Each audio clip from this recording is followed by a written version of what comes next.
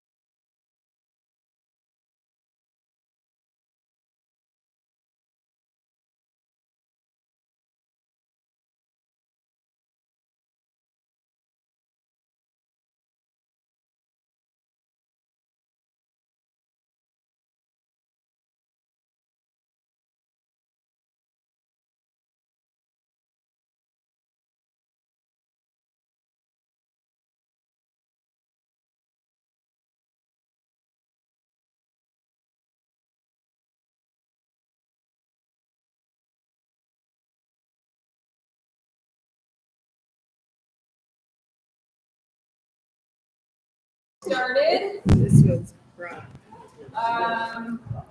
So normally we start with Dylan's update. Michaela, do you have an update from Dylan? Yeah, he wasn't able to be here tonight, so he sent me a little update. There was a little bit of damage done over the weekend at Capitol Ice. We are aware of that. Essentially, where the kids all sit upstairs on top of the steps there's that like ledge. Some kid jumped on it, went right through it. There's a big hole there. So I am aware of that. It sounds like they are going to be contacting us. I'm not sure who's responsible for that. Dylan's comment was that we need to make sure that the unsupervised kids are not unsupervised. Again, I don't know how we control that during the tournaments or during any weekend. I mean, we just on termite night weekends. I mean, there's kids everywhere, right? So I'm not sure how we'll address it, but, just trying to encourage our parents, I guess, to watch their kids and be mindful. Parent player games, we're just going to address that next year and do it a little bit differently. We have a spreadsheet that basically the teams sign up on. I went through and confirmed all of them. Dylan confirmed, and then teams were like changing and not letting us know. So there's been teams showing up that weren't on the schedule, teams that they thought were going to be there didn't show up, things like that. So we'll change that for next year. He said he will work with Mike Dora on equipment repairs for the off season. And they're going to get us keys for VFW expansion as well. So that was all he had. So, anything for parks, reach out to Dylan. Does he know, did he ever mention what rinks they're going to be open and when? Because I know some shut down, some are going to be open. Yeah, my understanding is 2 and 3 are going to be the ones that remain open. Mm-hmm. Yep. Okay. Yep. Capitol Ice, both rinks will be taken out.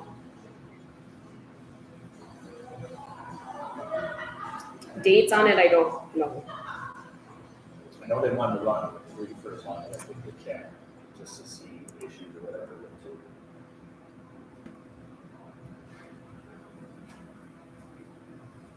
Okay. Do we have February meeting minutes?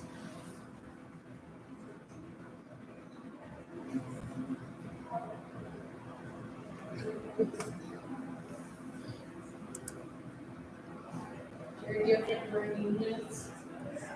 Oh, well. All right, so we will get those approved and published. Probably via email. All right, so then we're moving on to Michaela. Yeah, I submitted my report to you guys. Questions? We made it through the season.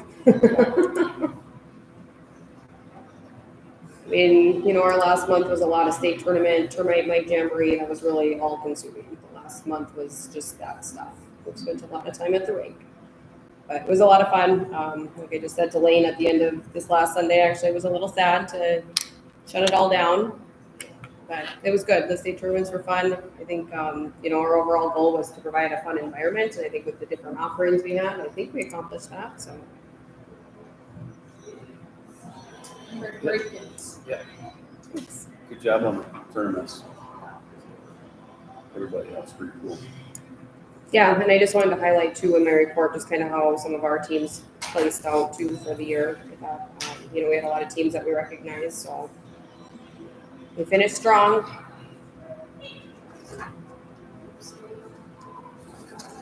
Any questions on Michaela's report?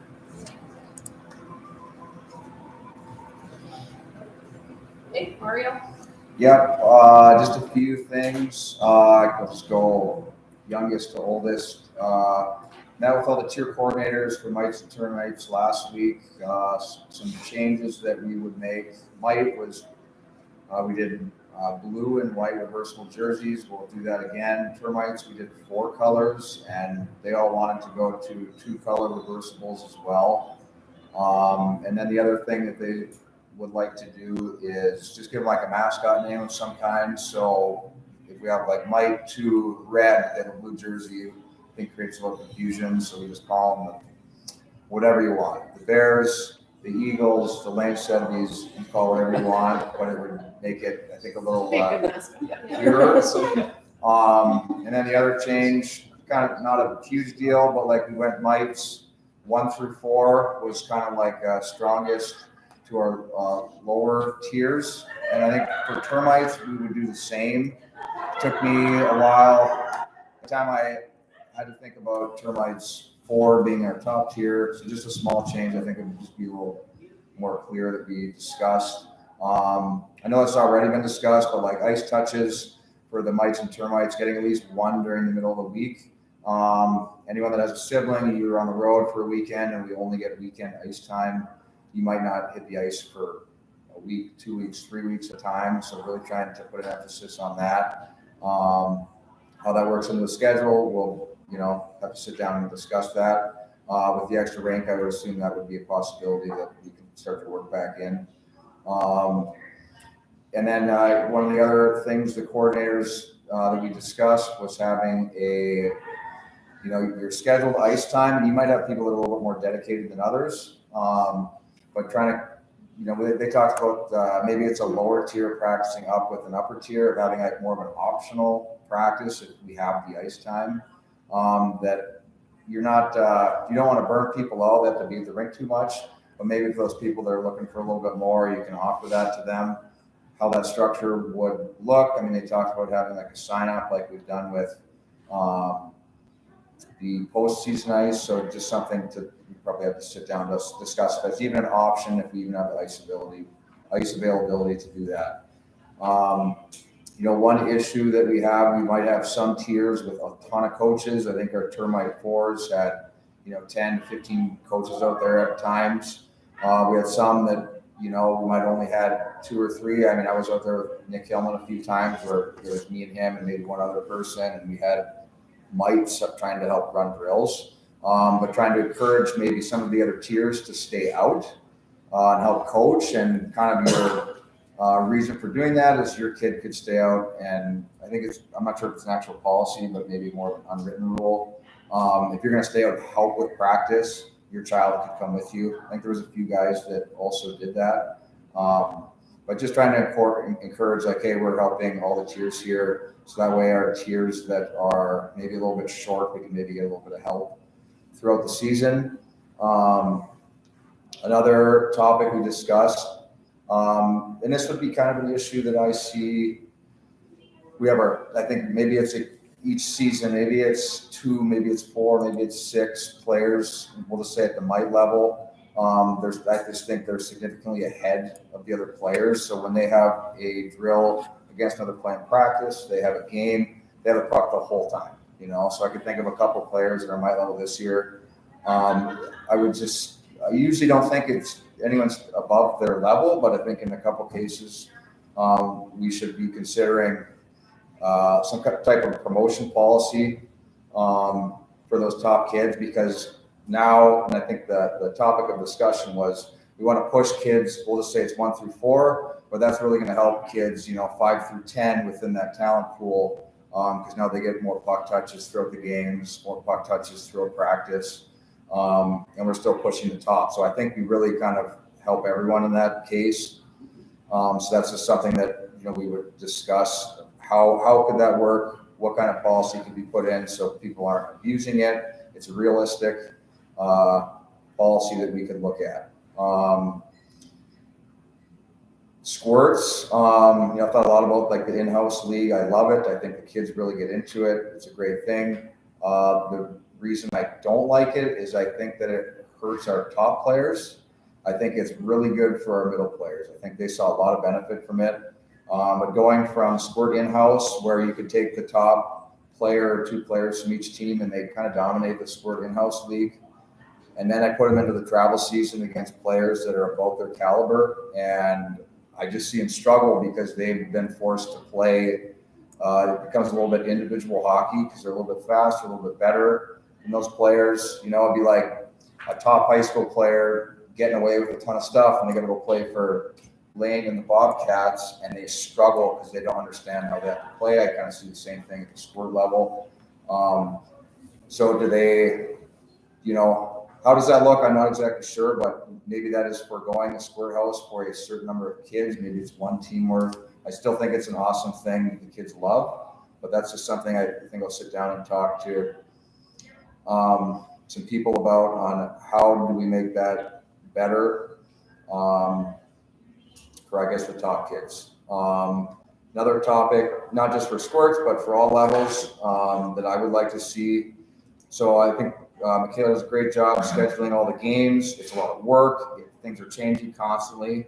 I guess I would like, when our teams are on the road, I had a lot of people kind of request to pick up games while they're on the road. And I would just like to see, from our club, if we're on the road and you're kind of doing the legwork to find a game, kind of get it scheduled, and it really isn't costing our club more money. I would like to see us be able to take advantage of those games. If you're only got play on a Friday and a Saturday, and if you could pick up an extra game, it's on the road. I think I'd like to see that, but that would put the onus on that particular team to be able to do the work to get that. So it's not, people request a lot of stuff from Michaela, so if she doesn't have to have that, obviously keeping everybody in the loop on what you're doing so we can have record of it is something that I think would really help our teams to get a few more games if they want that. For the, maybe this kind of pertains to squirts up through Bantams, but I think we've tried to look at, one thing I'd like to see more of is increased single team practices with the ice time we have. It's really not a possibility, but I think with the extra rink, what I would look to do is try to do like a 3-team, and we'll just call it a skill practice of some kind. So maybe that's our skating session, and that would happen once a week. So now we're kind of cramming a few more kids on the ice. But then hopefully that could alleviate so we could get a few more single team practices so those teams have a little bit more just opportunity to practice as a solo team and work on that team game. I think we struggle in a hockey sense area from top to bottom within the club. And I just think if we can try to do that a little bit more, we still get the ice touches, and then we can still get those, maybe look at getting more single team practices. And then the last thing I had was I look at our top team at each level. So it's I guess it doesn't pertain to our band AA, but our Pee Wee AA, our Squirt A levels. Those teams are on paper kind of always practicing down. So I would like to see those teams have an opportunity to practice up more, and maybe that's within a 3-team skill practice. But so if your PBAAs could go with maybe your band and B1s and start to push those kids a little bit more. If maybe it's your squirt A going with a PB1 or a PBA, and you're kind of trying to push the top, because I think our B1 levels, our B levels have lots of opportunities to maybe practice with a level that's a little bit ahead of them. But if we can do that for our top levels too, I think that's important. As you look at like the other top, I will just say, look at the high school level across the state. I feel like sometimes we are lacking like our top end. I think we have a good middle in comparison to the other programs. We have a few top kids, but I think we could increase that by trying to push those kids at a little bit younger age. So that's all I got. Any questions on it? Mario. Man, put you on the hot seat. Go. Year one.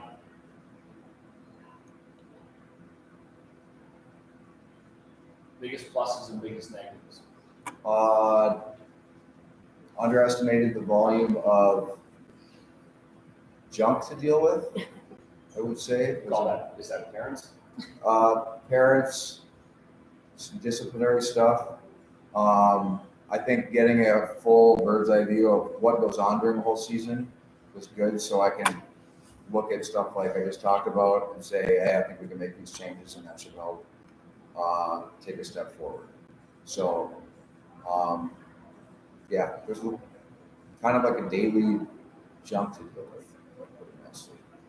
So that gets mentally exhausting at times. I know that it comes with it. I wasn't maybe ready for the volume of it.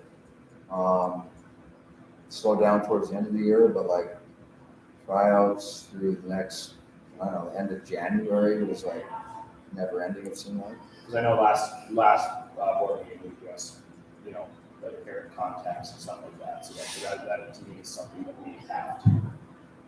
And you know what, parents might not like it, but we need you focusing on what, and you're still going to have to talk to parents and bump into them. But I think from the consensus of everybody is the fact that you were actually there and worked was good. So to me, we need to limit those negatives. Yeah. So that you can actually focus on what we're trying. Right. It was, at times I felt like I was hardly dealing with hockey. I know. So. And then, yeah, we talked about like disciplinary, that's gonna kind of be taken off of his plate completely next year. The committee actually requested that he not have to deal with any of that stuff, that the committee deal with that. And then, we talked about doing the like set times for meetings and stuff too. So yeah, hopefully it'll get better. You'll never eliminate it, but it'll be better. So for the coaching shortage for termites, would it be possible, so I'm a figure skater, all the chips are on the ice with the littles. So would it be possible that the Bantam AA's could help coach and they could get dibs for it?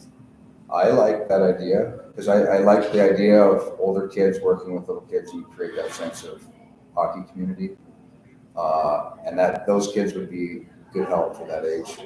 2 years ago, we had the Bobcats out for the tournaments. And what was nice is, I think it kind of helps sell tickets for the Bobcats is, like, my kid would get attached to whatever kid it is. Now he wants to go watch and play, and maybe it's something you can do, like the Bobcats do tournaments, and maybe you, Mary, can do nights or something. I mean, but, well, I guess if that's depends on what day of the week, Right. So that would be the only. I mean, like, you guys got games every Friday, Saturday, so like that's when a lot of our ice time was. So we just have to be on those non-days. Like I don't want to ask a hockey player to come on a Thursday and have a game on Friday. Like they See, want. I think we've had these conversations like where our guys come out and help them. I'm fine with that. I think from a Bismarck person, I think it'd be cool even if we say it's like Bantam AA's or even our high school kids. Yeah. Like I think getting kids to look up to kids at those programs would be ideally what our goal is and what they're looking to get to. So if we could get Do high school kids need volunteer hours for stuff like they do the National Honor Society? I'm not exactly sure how that works. Yeah, so they do it for intro and just somebody has to sign off on it, so. So maybe that could be an opportunity where, there's a benefit for them to show up. They have like one or two classes where they need to get so many hours. I think it's like a peer-to-peer class, and there's another class in there too. The high school kids would be perfect on the weekends because they have the odd Saturday game, but mostly they're off. So they might be a good, to muster up 4 high school kids on any given weekend shouldn't be hard. So the other thing I think that to me goes, like, I think we have some hockey people in this town. For me, like, Mario, you're only gonna be as good as your help. Right. And I guess it strikes a nerve with me when you hear hockey people criticize stuff. They have a hockey background, but they're not willing to help in this town. And I don't know how we get that. I mean, if they have issues, why don't they come help? I would be trying to target some of the kids that have come through the program, that are maybe a little bit younger, just trying to make sure they're mature enough to be a head coach, but maybe they're an assistant coach for a year. But I'm even saying, like, at the right levels, like, I don't know, like. Oh, you're saying like parents and stuff? Well, I mean, it's called a spade. They want to say stuff about stuff that's going on. Like, why don't they go out and help? I agree. I mean, it's easy to sit back and. It's easy to be in the stands and 100%. So. All right, any other questions for Mario?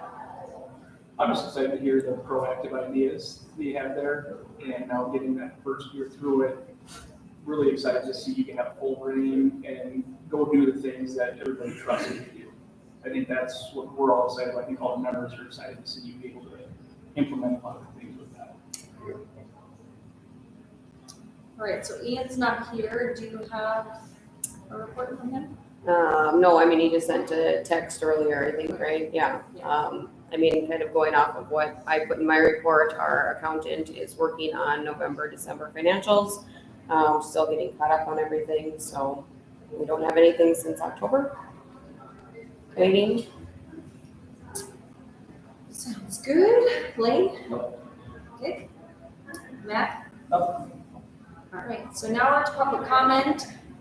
So 5 minutes per person. So is anyone here to do public I'd comment? like to say a couple things here.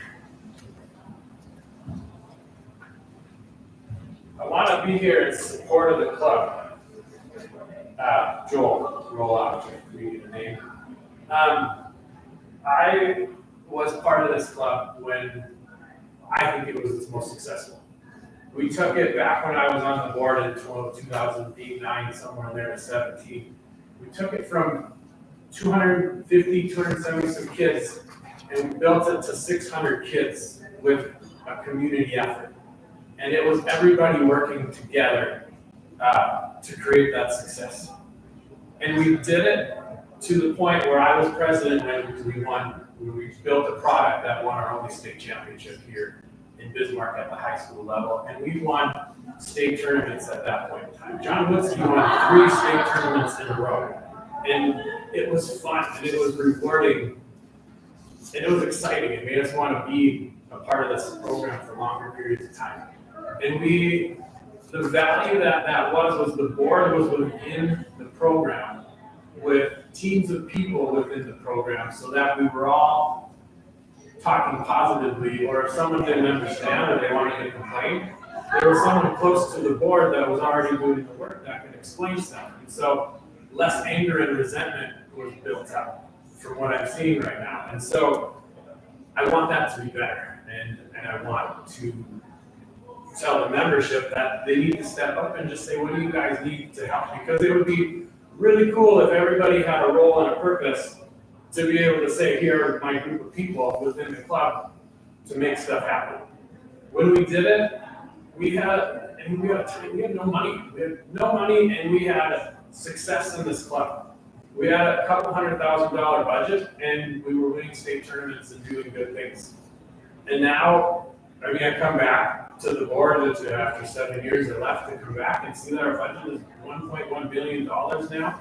And before you came back, I looked into our numbers, and we, on our competitive leagues, depending on when we looked, it was 36% win percentage at Pee Wee's Bound girls equivalent, 36 or 38. We would have two different numbers floating around there, but essentially we were losing 2 games to every one we were winning, and we were getting outscored by hundreds and hundreds of goals. It was over 300 when I came to the board 2 Januaries ago. And just want to say look at the return on our investment from having a community-based, mission-based program to where we are now, and to say what do we need to do to make it better. And it wasn't one person, I see it as a whole group. And I don't know, inside of me it feels like when the money came in, the heart left this club, and it's not my club anymore. Which is why I am where I am right now. I want to say, and when we look at where we're at now with the budget, with everything, I want to know seeing the board's purpose. When I was on the board, we didn't have this new board. We didn't have much of a purpose anymore. It was all taken, and Michaela, you're taking the brunt of so many things. It's busy work. It's overwhelming. And when you came in, you said we could do this job, and now you realize you can't do it alone. There's still, and you don't get the help you need from the members. What we keep hearing about, and I don't need to say numbers because it doesn't matter, but it's the salary thing, and people won't let it go. And until that's addressed, and people know what you do and why you earn what you earn, or if they still don't agree, but we need to move past it. And either it's a thing that stays, or it doesn't matter on my end anymore, but it needs to be addressed. The one I'm seeing also is when you realize you couldn't, you needed help, and when King realized it was too much for him, instead of, like you said, dipping into our program and our people, which is the strength of our program, we hired new people. And Jamie, you're awesome. And Mike, I think we need to have a veteran for him at Capital License because he's always there. But it's an extra $100,000 out the door. And if you look at registrations, if it's $500, that's 200 kids that could be free registrations, meaning 400 grown-ups, parents. And out of that, how many of those would be willing to help for their kids? And if this is the way we go in hiring new positions, a tournament director, I don't know if that's going to be, but these are all things that we did because we didn't have money. If we want to go that route, it just needs to be stated that instead of just done. And you need buy-in from the membership, because if money keeps getting spent and the members don't see it coming back to their kids, people will get angrier and angrier. And it just needs to be addressed. Which direction do we go? I wanted to go my direction with what I grew up with in this club and where we were successful. And we have other options now with money, but that's not my choice anymore. And so that's what I'm worried about right now, is are we creating a paid board to do all these tasks, whereas the voice of the people is the board that they voted for. And so people will complain to the people they voted for, and then that will create resentment to the paid people who are trying to do your work. And it will always be this. And until the heads and the hearts and the finances and everything mesh together and everything's addressed, there will always be this anger throughout the club.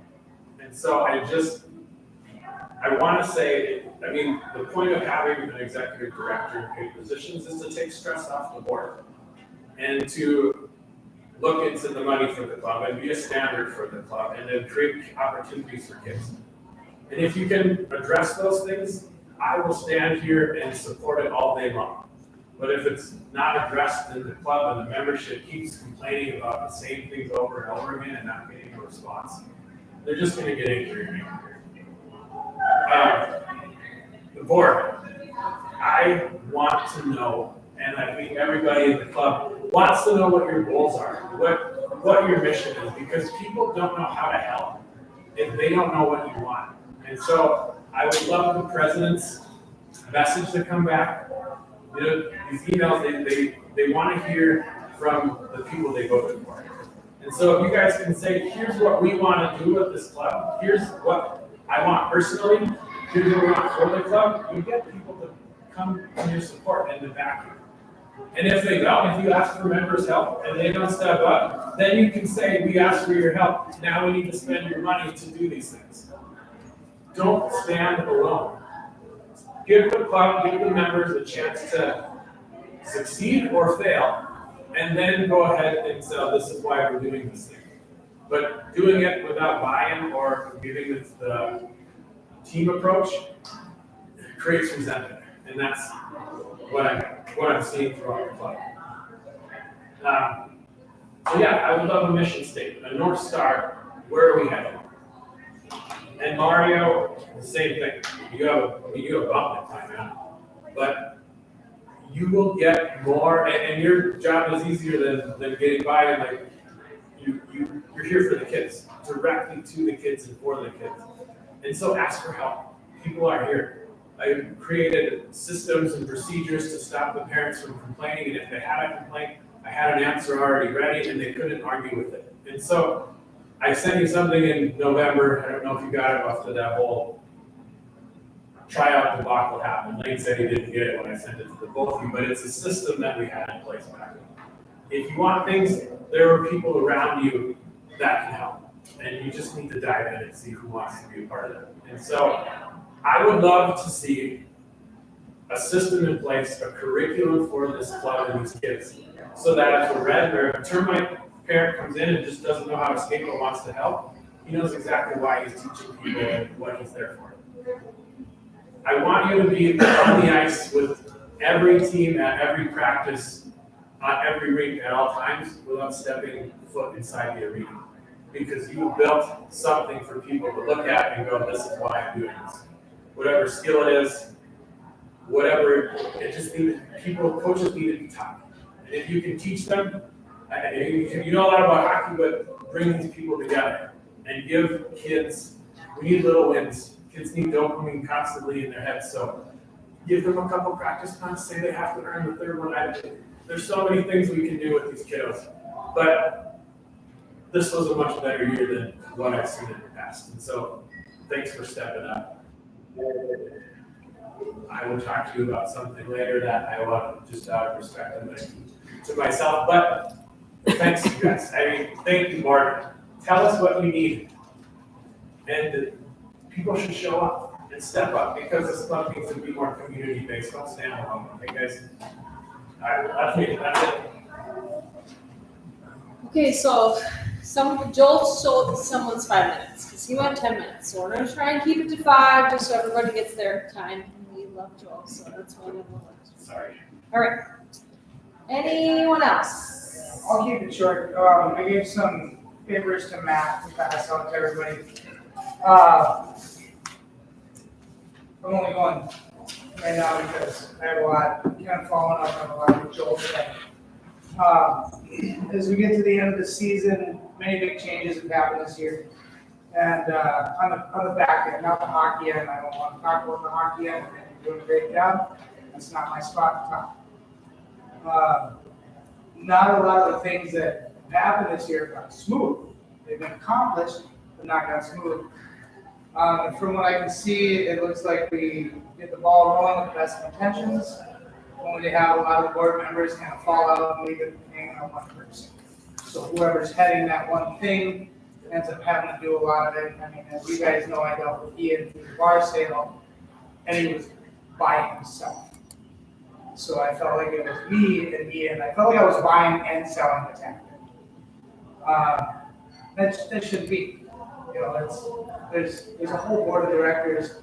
There's a lot of employees. It shouldn't have gone like that. And I know, like, leaving Shamrock Gaming didn't go very smooth. Switching accountants didn't go very smooth. Still not going smooth. The treasurer still hasn't seen numbers, hasn't since he started as the treasurer a year and a half ago. So I have kind of a spreadsheet that just, a flow chart, real simple. I'm not the one making it. I want you guys to just look at it, use it, adjust it how you should. But we need to learn how to delegate responsibilities so that people don't get burned out. As a board, we need to know what your job is as each board member. It should stay consistent every year. You should have committees underneath you that, as we have 2-year terms in BHB, so it's like by the time you get traction, you're done. So your committee that's working with each board member can brief you in, and you can start getting going quicker. I think that non-board members should be given the opportunity to do dibs, or for dibs and registration compensation to be on a committee with a board member. This would help with the execution of items voted on by the board. We're actually be a lot more efficient. We can utilize members within our program that have experience in certain fields, carry out tasks with higher level of skill and expertise. This will save a lot on payroll. We want net gains, not net losses. I come at this with a business mindset. I'm not very good at business. I'm not very good at really anything except for putting the right people in place to help me be good at business. And I think that's what we want to accomplish here. I think you guys should seriously consider voting on 4-year terms for board members. And if we do a good job of delegating out responsibilities with our members that within the program, then we're not going to have board members getting burned out. I couldn't imagine sitting on the board for 6 or 8 years, and then you got a couple months left of your term, and you're just ready to be done because there's so much negativity, and I've seen a lot of that in the last year. We want to be more consistent as a program, and I think having a 4-year term would help with that. I'd suggest you guys all take this home and read it a little bit because I'm just kind of writing through it. Employees, costs, and overhead. From my experience with BHB as a coach, a hired employee, of an LLC, or whatever we got going on, I don't know what my job is. I'm working for BHB LLC for 3 months. I've not had any direct contact with a superior in any way, shape, or form. I don't know what answer to. The lack of follow through is ridiculous. I'll give the financials, but I don't know what I'm supposed to do. And that seems to be kind of a theme here. Is I want to accomplish something. I'm going to do it. Give me a task that's over with. And that's just not the way the program operates. So we got to start. We're good at making decisions. A lot of people here weren't on the previous board, and I watch 18 out of 19 agenda items get tabled. Well, if you guys are good at not tabling, but following through and making votes, making decisions, what happens after that? Who's responsible to make those decisions come to fruition? Well, this little bubble chart here is helpful with that. If every board member has a downward line of what their responsibilities are, this will make it easier on everybody. We work as a team, work as a unit. Use the people in the program, like Joel was saying, and really follow through on the things that we want to accomplish rather than saying, we want to accomplish this and we'll get to it sooner or later.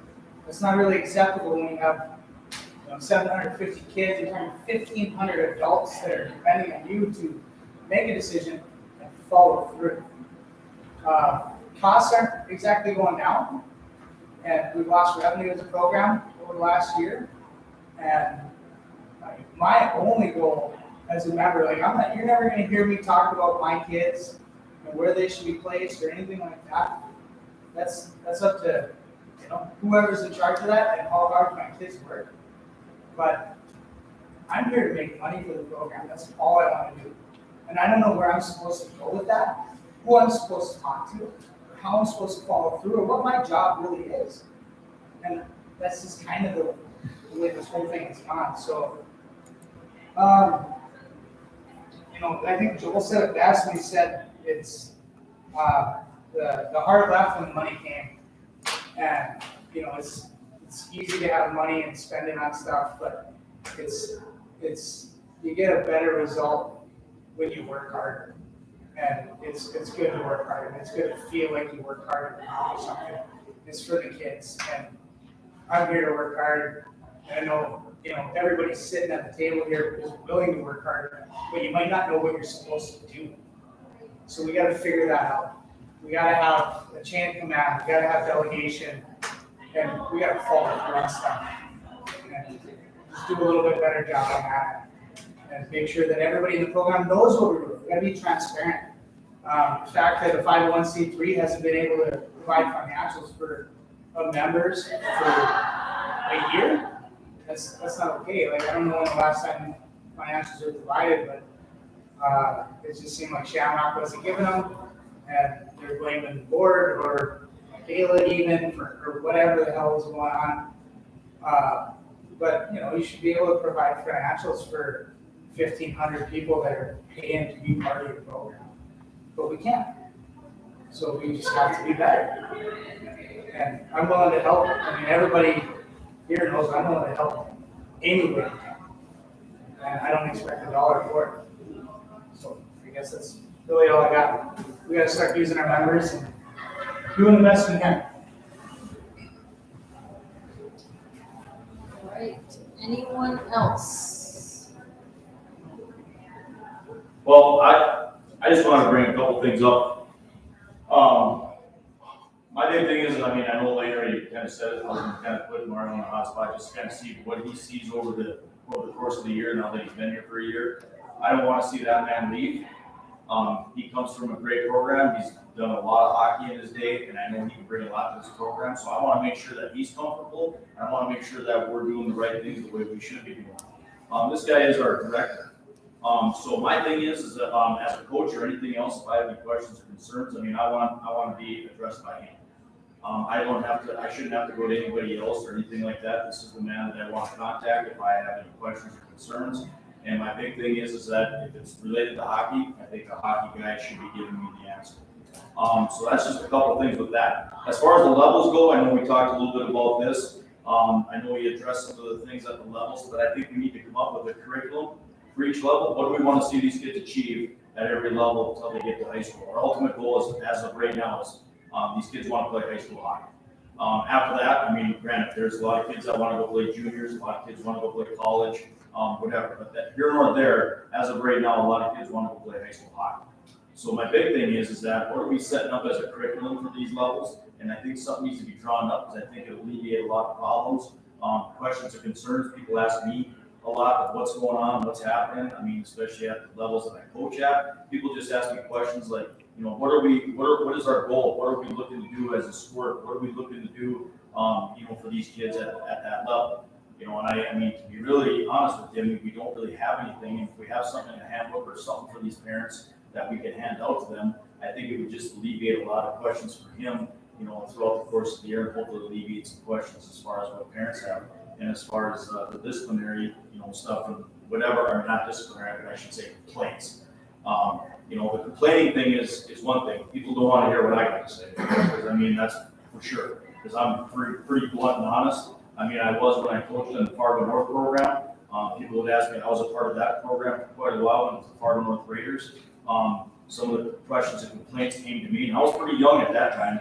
I mean, I was kind of, you know, whatever, but that's some of the things that the director didn't have to deal with. It came right to the level coordinator or whatever, and they handled the questions or concerns at that point to alleviate any problems with him. I mean, if parents had a problem, they came to me, we talked about it. If it had to go further up the chain, then we sat down with, like I said, a chair committee, and we sat and talked to that parent, and then we kind of handled some things that way. For him to handle all the complaints and problems, I just think that's something that he should not be dealing with, and he should be focusing on these kids. I'm all about these kids. I want everything I can for these kids, and whatever. I mean, I try to pour my heart out. As far as the coaches go, you know, like I said, I kind of watch and I look around, you know, and my big thing is kind of watching some of the coaching out there and this and that. Some of the coaches we have, I mean, I think we need to educate them a little bit, kind of get them to push these kids a little more, and be a little more forthcoming. with these kids. So I think there needs to be some type of thing at the beginning of the year, talking to these coaches, saying, hey, you know, if you see somebody doing something wrong, we need to correct it. I mean, I try to correct, but I can't correct everything because I can't watch every kid. But my big thing is that being on the ice, pushing these kids to get stronger, harder, faster, whatever, it doesn't matter. But my big thing is that I think that we need to come up with a particular curriculum for each level. How we go about that, I don't know. But it's something that we could all sit down as we get a few coaches, coaching with some hockey background, and we come up with some type of curriculum for these kids to adhere at each level. What do we want these kids to accomplish? I mean, I had two different level kids. I have one kid that's kind of, I don't know where he's going to be, half the time. My other kid, he's the hard charger. So to me, it doesn't matter. It's how hard they work. So, and that's what I tell them at the end. Depends on how much work you put into it. But my big thing is, as a coach, I push who needs to be pushed, and then the other ones is what it is. I mean, I coached all year. I had some kids on my team I had to be really gentle with. There's other kids that I was putting the bricks to. So my thing is that that's just some of the things that I think we as a coaching staff and whatnot need to get together and kind of really help push some of these coaches and help alleviate some of the problems on Mario as far as that goes. But I agree with the committees, but my big thing is the curriculum is a pretty big key, I think, for each level. And that's all I got. That's good. I just had a question. I know that Mario mentioned reversible jerseys for the termites and the lights are down. What about reversible jerseys for all of this? That was something I brought up before the season started. Okay. I think it would help practice, feel a lot more organized. It's hard to run any type of competitive drill. If you have 3 or more players and you got 7 different jerseys out there, it'd be nice to have something that's been brought up multiple times. It'd be a budget thing though as well. So I was thinking if you get a jersey, you keep your jersey throughout your time at BHB. If you lose it, you have to buy one. If you grow out of it, you can exchange it and get a different size. So each kid can have one jersey that would last them for the entire career at BHB. And that kids' my jerseys can be fitting to at least the UE. So just an idea. Okay, anyone else? Matt Sevey, termite breeding coach. Kind of to give kind of a termite review, if you will, and address some other things. Noticeable changes between year 1 and year 2 from my perspective. I think the coordinators being on ice, having some consistent direction every practice you get, it's a huge wonderful step forward. The premise on skating at the club, the power skating, I know it took a while to get in, but from all levels, we skated 5-line skating in termites is what we did. We put a premise on skating. Nick Hillman came up with a big S drill, which used fundamentals within each lane, and these kids were skating for 20 minutes consistently. We really put a premise on skating, and I think the kids really benefited at the termite level. Whoever's idea it was to do the half ice at the end of the year needs to be commended because it was phenomenal. The kids actually had speed and could actually it was like a racehorse that was loose. And kids were actually skating hard and skating fast, and they could actually, try to make hockey plays out there at termite level. It was super good to see. So those are my positives. I think everything, the direction is moving in the right direction. The negatives, and I don't like to see it in termites. I don't think we should see it in termites. It sets a terrible precedent within our club. You hear people at the rink getting you hear it from multiple people that somebody's team in termites is getting beat up by another team, and it's an all-star team type deal, if you will. You've got kids that don't want to come to the rink. This is termites. Don't give the fools ammunition. Don't do it. It was wrong. The second thing, I was a coach for Derek Dool and his sons. I would just like to go into like that whole thing. I know it was a terrible meeting from a coach's perspective, and to try to make our program better. Austin sent out a text message to all the coaches saying, "Hey, it's going to be evaluations next week. You know, who do we recommend up? Who do we recommend down?"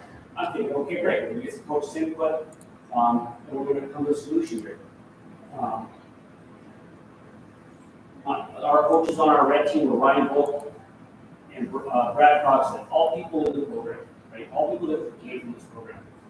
We recommended Kavik and Conrad to move up. That was communicated to Austin, so we was communicated to Mario. And then I know the meeting was heated. I know it was handled wrongly on, I think, my perspective on both ends. But like for you, Mario, like my minor critique is like, so you say that you have your trusted people that made the selection, right? So I look at that as a coach and say, well, granted it's termites, right? It is what it is. But what were we doing? Like, why did we give you input? Like, my idea is to take bias out and onus off of you. Like, if we can, for termites, for example, my idea for termites would be you go 4 weeks and everything is written in the bylaws from termites to bantams. There is strict guidelines and procedures on how our kids are picked and the way it is made non-biased. You can look at Minot's bylaws and you can look at Bismarck's bylaws and how teams are picked, and they are verbatim, virtually copy and paste. What I would like to see is for termites, just the termite coach. Go 4 weeks, you have your coaches put the middle kids, your best kids into our middle game.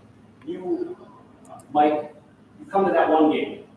You make the decision, anybody that needs to go up, because at the end of the day, I can coach the bottom end kids. It's fine. There's a vast disparity in termites, right? That's fine.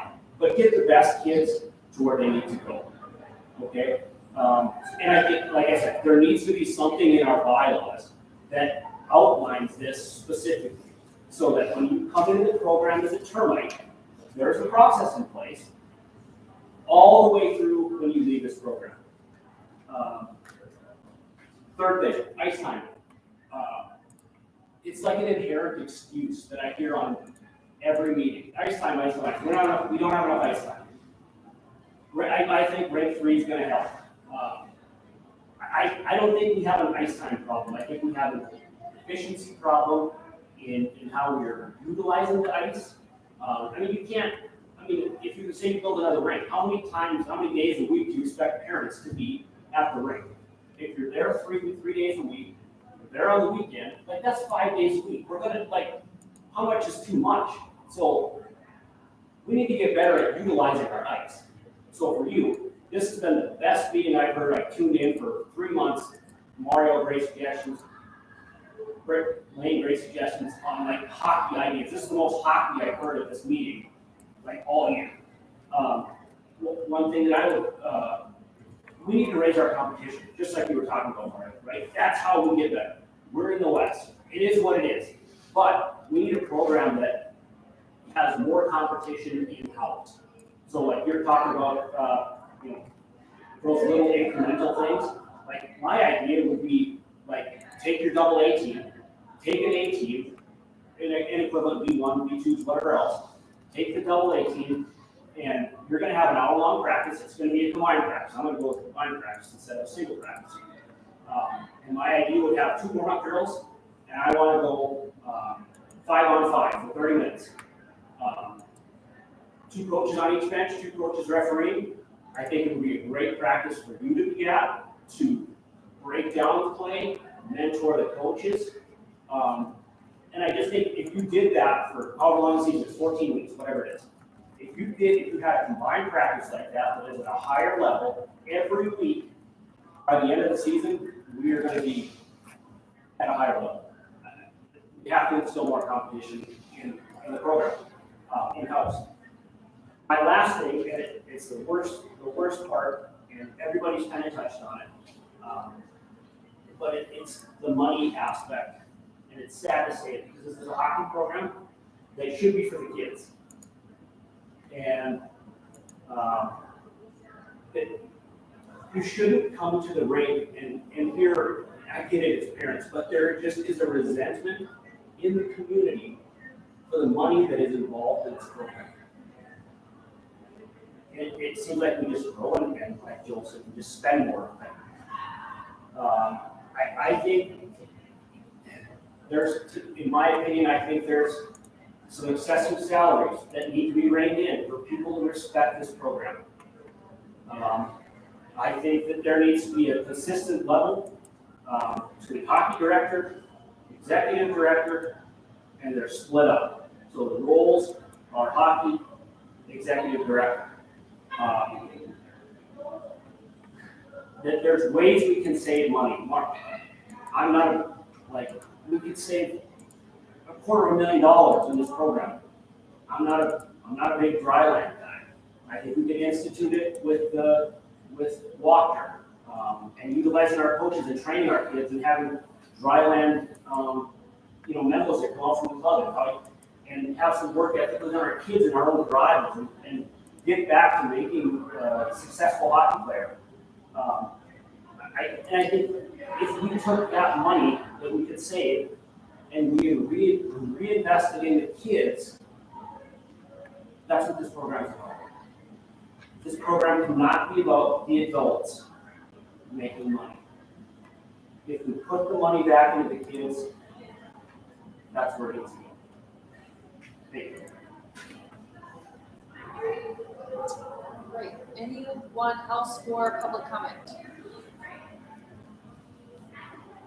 No, okay, we are gonna move on to our agenda items, which is the multi-sport facility RFP. So we received 3 of them, right? So I think we just got some of them today, so we've not had a lot of time to review them. Is there any discussion that anyone wants to have on it? We want to table it. Kyle's kind of leading this. He's not here. Jeff, did you want to say anything about anything? No, the only thing I would suggest, and it's just because I've been through this, on my daily job like 1,000 times, is what I would suggest to all of you is as you go forward, I know I talked to Kyle a week or so ago, is take the proposals as a component of you making your decision. And I would highly encourage you to talk to all 3 of the groups that submitted. Because the reality of it is, if you go forward with this, you're going to be tied at the hip with that group for 3-4 years, and you think you'll better like them. So I would just encourage you that before you make any decisions, I can only speak for myself, but I would guess that the other guys would say the same thing, is take the time to get to know who they are, what their approach is, all those sort of things that might be relevant. Sounds good. All right, any comments from the board on this? I don't know. I think we need to look at this stuff. I agree with Jeff, we should visit with all 3. Agreed. It's a big safety. So. All right, is there any need for executive session tonight?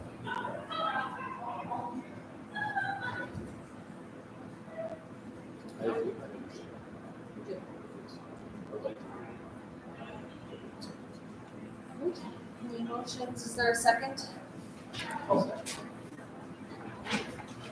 Matt seconds. We are leaving public meeting and going into executive session. Not executive session, right?